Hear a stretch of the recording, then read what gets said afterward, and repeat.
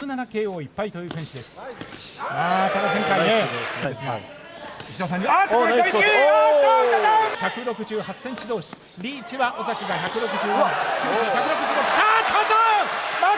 165、とにかくこうしっかりとここも連打いく。ここはまた尾崎の攻撃。しっかりと尾崎が攻撃をしまった。今ちょっとエロレット戦場面があった。攻勢を仕掛ける、止めた。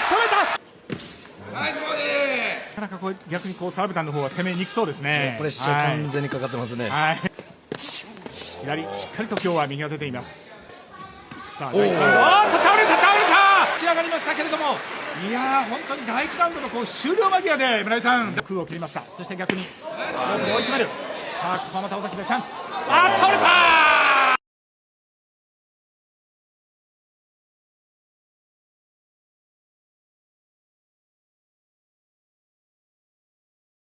がここにいるうちの本物のスクールスポーツのために行こうぜベイビーバン。この国は気をつけて、現実になることがありますからね。Before this video starts, I want to make a note here because I forgot to say this in my 12-minute rant in the original take of this video. I believe in Yuga Ozaki so much that when I first met him, I went up to Bob Arum myself because he was sitting right there next to Yuga Ozaki after the Naoya Inoue Ramon Cardenas grand rival in Las Vegas. And I told Bob Arum, I said, Bob, I know you probably don't know who I am. You've seen me, but you probably don't know what me that well. But I'm like the Japanese boxing guy in America. And I'm telling you right now, this kid right here, this kid is a special talent, and you guys need to seriously consider signing him. And that's what they were there for. They were Yuga and his representatives were there in Vegas to not only watch the Inoue fight, but also look into signing with Top Rank so he could build himself very early in his career in the States. So want to make that note real quickly before the main idea of this video starts. Enjoy the video. All right, so we're going to go ahead and continue the long-standing tradition of covering Japanese boxing here on True School Sports. True School Sports, the #1 source for Japanese boxing in America, for an American. Arigato gozaimasu. Thank you to everybody watching this video. And ayete yokata. Nice to see everyone out there tuning in, watching the channel, showing the love and support. I feel your guys' love and support in Japan, in the USA, and the world over. So thank you guys so much for giving me the inspiration to keep going. But guys, this is, I believe, truly, you know, I made a lot of videos about Japanese boxing over the years, especially these last couple of years. I've talked about a lot of young fighters, but I genuinely believe that this video right here is one of the most important videos I will ever make about Japanese boxing. So listen up, and you listen up real good, because I want to talk about a fighter who not only do I think he'll be a world champion, not only do I think he has star potential and pound for pound potential for the future, but this is a fighter that I think is so unique. He's come into boxing at such a unique time in history where I think that he has the potential to change the course of Japanese boxing forever. And that is none other than you know, Yuga Ozaki, the light flyweight prospect. Right now he's 8-0-1. You know, he's coming to you guys live and direct from Osaka, Japan. Love Osaka. Shout out to everybody in Osaka. I love the people of Osaka. Those are my people. I love Osaka, right? But he's coming from Osaka, right? So why do I think Yuga Ozaki can change the history of Japanese boxing forever? Now, let me try to give you guys my insights and my perspective. So first and foremost, he's got the talent to do it. When you watch Yuga Ozaki fight, he says that his favorite fighters are Lomachenko and Shakur Stevenson, and you can see it all over his style.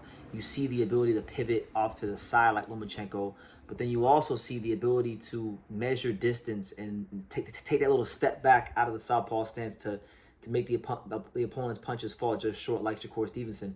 But then he's also got this. He's got his own flavor. He's got his own style that he adds to all that. You know, he's an aggressive fighter. He likes to throw punches to the body. He likes to go for the knockout. He likes to, you know, just push the envelope, if you will, to try and put the exclamation point in all of his fights. That's the kind of fighter Yuga Ozaki is. So he's a fighter that I think has the potential. Obviously, he's a prospect, so he's got some things to develop, but I think he's got the chance to become a complete fighter when it's all said and done. So he's got the talent part ticked off. But the reason why I think he could change Japanese boxing forever, it all stems from the day that I interviewed him. It was the day of the Naoya Inoue grand arrivals. He was in Las Vegas to watch his countrymen in the monster fight against Ramon Cardenas. But more importantly than that, for his own personal career, he was there to speak with the representatives of Top Rank.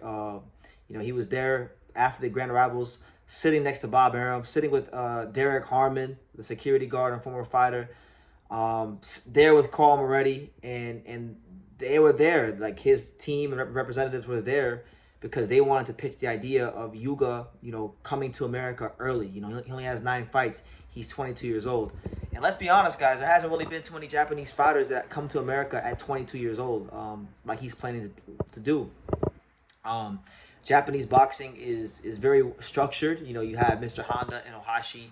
They have a foothold on things here in Japan, so they have a way that they like to develop and promote these guys. But everybody's different. Not everybody is meant to just be part of that system, right? Some guys, it'd probably benefit them more if they fought in America more, or if they try to be in America more. So I think Yuga's different because he's actively seeking to come to America very early in his career at a very young age. He's also the only Japanese fighter, apart from Jin Sasaki, who's, Jin is in a more advanced stage of his career, even though he's 23 years old. They're only 1 year apart. But still, Yuga is only 9 fights into his career. And he's actively, as you guys saw in the beginning of this video, he's trying to learn English. And when I talked to him, when I saw him, he knew some phrases in English. He knew how to speak some English. He was understanding some of the things I was saying in English. So I think he's putting himself ahead of the game of a lot of Japanese fighters because he's learning English. So that's going to open up his potential star appeal in America. Even though he's only a light flyweight, light flyweights always have an uphill battle when it comes to, in being in America. But, he's actively looking to train in America. I know there's been a lot of coaches in boxing that are interested in coaching him. I know, like Sam Garcia, who's a good friend of mine. He trains Ruben Villa, and he's got a good stable of fighters out there in California. He's expressed interest to train Yuga Ozaki. I know that myself, I even extended an open hand if Yuga was interested in coming to train with Team Leo and Angelo Leo and Miguel Leo and all the great fighters we have in our camp. He's more than welcome, and I know that that's just the tip of the iceberg of people that want Yuga Ozaki.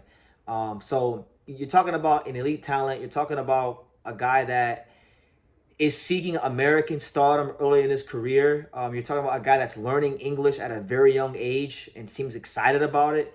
And you're talking about a fan-friendly style, right? And on top of that, on top of all that, I think, when I spoke to his representatives and his team, they seemed happy about the idea of being in America. They, not being in the Japanese boxing system. They want to be in America boxing. So I'm looking forward to seeing how that goes because, most Japanese fighters don't take that path because it's a hard path to take, and it's an even harder path to take if you're a 108-pound fighter. Now, how will this change the course and the dynamics of Japanese boxing forever? Well, first and foremost, I think because you got a guy like Yuga Ozaki who's actively learning English and looking to train in America and looking to be around world-class American sparring early in his career, it's going to set a precedent if he's to become a world champion, which I think he will. Like, wholeheartedly, guys, you never know how these things go, but I wholeheartedly believe that in the next 18 months or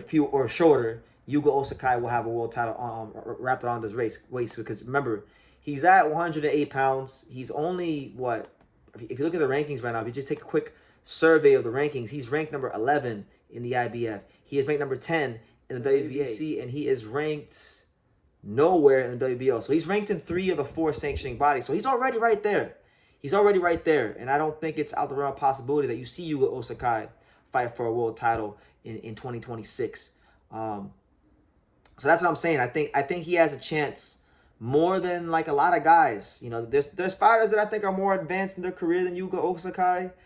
There might even be a couple of young fighters I might even grade a little higher in terms of talent, But he's very talented. He's up there. Like, don't get it twisted. He's up there. But I think when you add up the whole package, the style, him learning English, him training in America, him being, not from Tokyo. I love Tokyo. It's a great place of Japan, part of Japan. But, being from Osaka, he's a little different. These people from Osaka are different than people from Tokyo.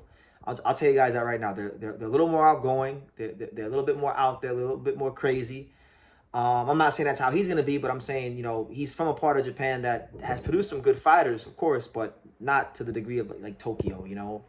So I think that's going to help him as well. I think him learning English, I think him seeking American sparring, I think his style, I think his when I look at Yuga Ozaki inside the ring, outside the ring, and everything about him, I see a fighter that not only will he be a world champion, no, I really and truthfully feel that he's going to make his mark in history. Honestly, I think he's going to make his mark in history as one of the first Japanese fighters who came to America very early and made a massive dent in the sport of boxing. That's the kind of fighter I think he's going to be. And I think, you know, there has, like, for example, he ain't the first fighter from Japan to turn pro in America. Subaru Murata has turned pro in America, and he's fought a lot in the USA. But Subaru Murata does not, like, at least to my knowledge, he's not out there speaking English. He's not trying to learn to speak English from what I know. He's not, you know, he doesn't seem to relish the idea of being a star in America the way Yuga Ozaki does. Because when I talked to him, he talked about, I want to fight in big arenas like this. I'm going to be a star. I'm going to be on the pound for pound list. I'm going to be a world champion. He just has this confidence about him. And so, and it's not cockiness, because I know Japanese culture is very humble. You know, you don't really say what you're going to do or anything like that. It's very, like, regimented, serious discipline, right? But he still has that. He's still that guy. He still has those tenets of their culture, but you can tell he has this great confidence. And as the kids would say these days, he has this aura to him. And I just think when I add everything up, and I've been, you know, September 5th of this year will be my 10th year reporting on boxing, right? And I met a lot of fighters over the years. I've done a lot of traveling. This is my 3rd time in Japan. I met a lot of Japanese fighters. I think I know a little bit. I know enough to say that I think this kid is going to make a big dent in the sport. And I'm looking forward to seeing what he does in the sport. Last thing I'll end on is this.